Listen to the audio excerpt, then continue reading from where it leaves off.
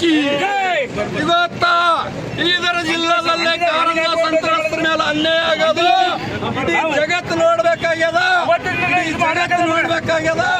ನಮ್ಮ ಅಂತ ಅನ್ಯಾಯ ಬರಬೇಡದು, ಅನ್ಯಾಯ ಆಗ್ಯದ. ನಾವು ನ್ಯಾಯಯುತವಾಗಿ ಶಾಂತವಾಗಿ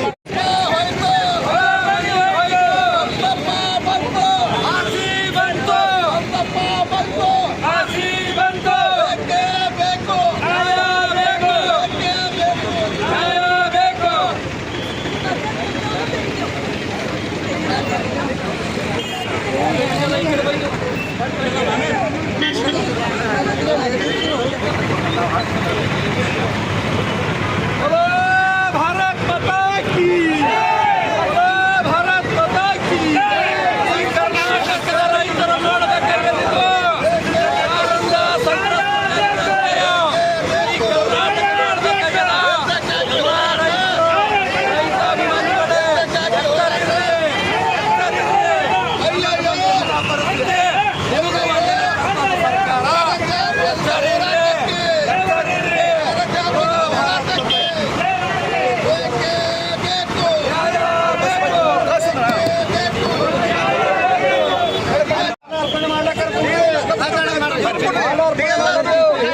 ಹೇಳಿದೆವು ನಿಮಗೆ ನಮ್ದು ಬಾಲ ಅರ್ಪಣೆ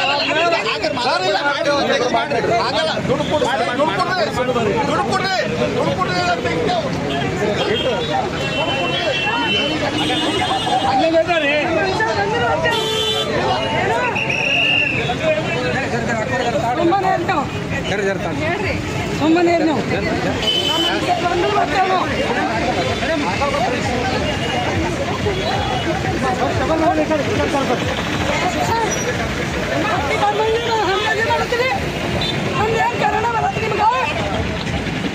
ನಮ್ದೇನು ಕಾಳಜಿ ನಿಮ್ಗೆ ನಾವು ಕೊಳಗಿನ ತೆಗಿಲಕ್ಕೆ ನಮ್ದೇನೇ ಬರೆಯೋದು ಕೂಡ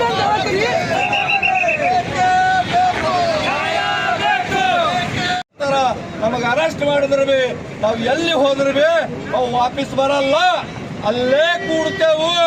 ಅವ್ರು ಯಾವ ಠಾಣದಾಗ ಹಾಕ್ತಾರ ಟ್ಯಾಂಟ್ ಇಲ್ಲೇ ಇರ್ತದ, ನಮ್ಮ ಸ್ಥಳ ಅದೇ ಖಾಯಂ ಆಯ್ತದ. ನಮ್ಮ ನ್ಯಾಯ ಸಿಗತ್ತಾನ ಆ ಠಾಣದಾಗಿ ನಾವು ಹೊರಗೆ ಬರಲ್ಲ.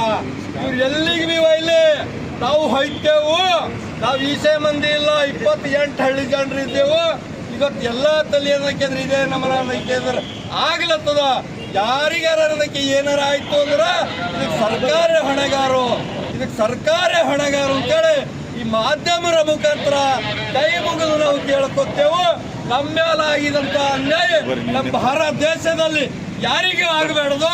ಕೇವಲ 2,000-3,000 ಕೊಟ್ಟು ನಮಗೆ ಅನ್ಯಾಯ ಆಗ್ಯದ.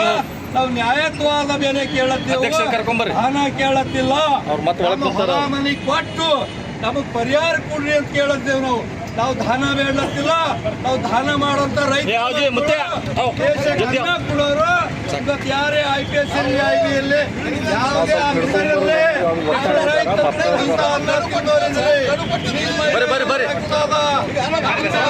ಕರುಣೆ